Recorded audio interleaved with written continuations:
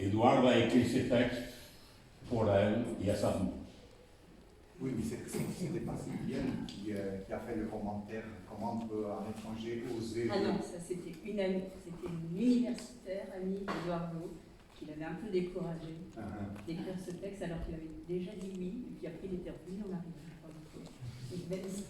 C'est à Porto qu'il a.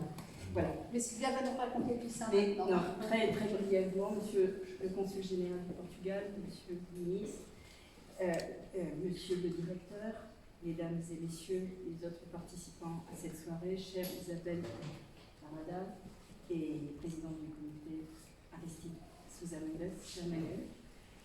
Si vous me le permettez, je voudrais saluer du fond du cœur deux autres personnes, un absent et un présent ce soir avec nous. Alors l'absent, c'est Éric Desgarrets, en charge de la culture au Conseil départemental de la Gironde, qui, il y a 30 ans, était directeur du centre régional des lettres d'Aquitaine et qui a suggéré à la toute jeune maison d'édition qui venait de naître, l'Escampette, qui était née pour publier un livre qui était aussi une déclaration d'amour à un pays, à une ville portugaise, Porto.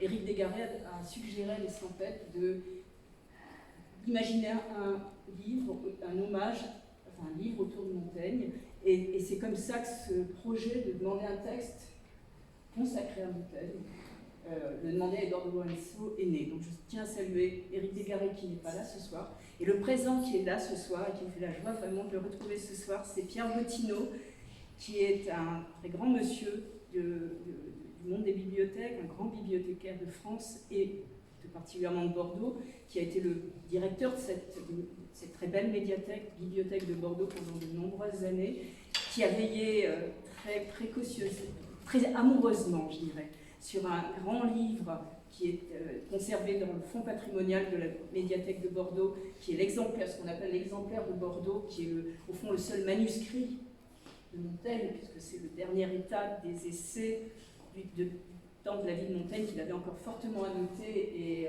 et donc qui a été ensuite publié, qui contient dans les annotations presque un tiers d'ajouts,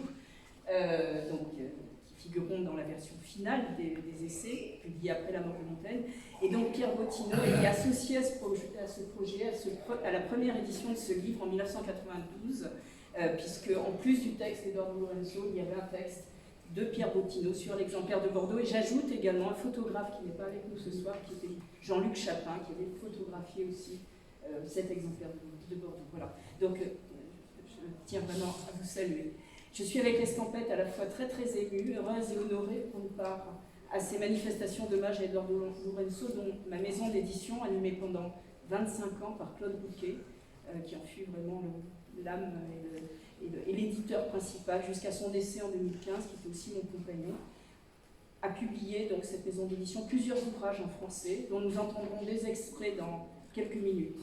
Je tiens à rappeler aussi que d'autres livres d'Eduardo Lourenço ont été publiés chez Anne-Marie Métayer et aux éditions Chandaigne, que je tiens à saluer pour leur travail.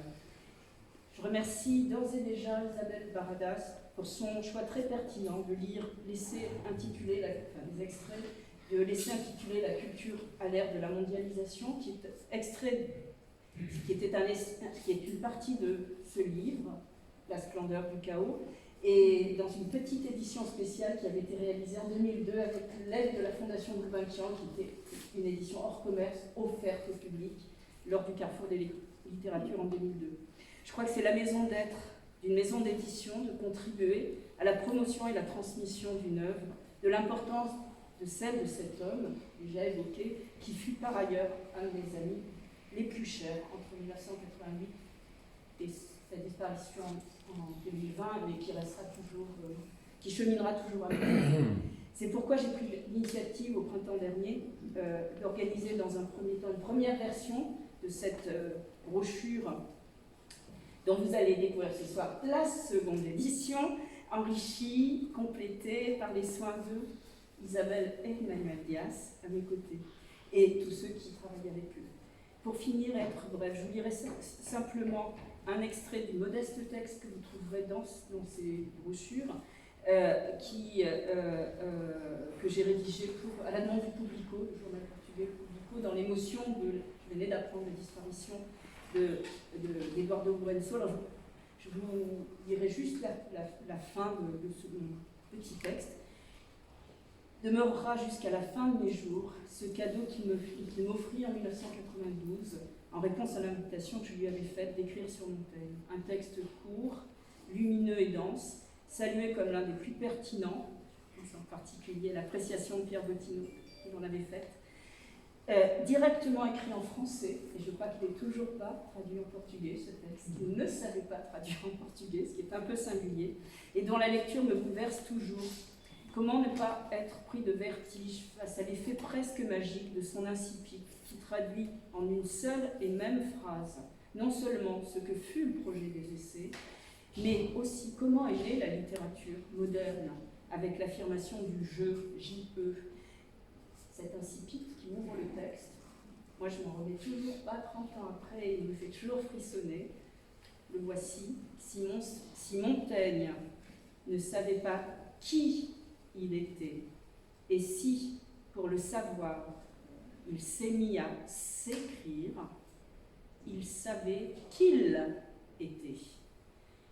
Je ne sais pas si Eduardo savait qui il était, de cela je n'en suis même pas totalement certaine, et je puis affirmer qu'il était.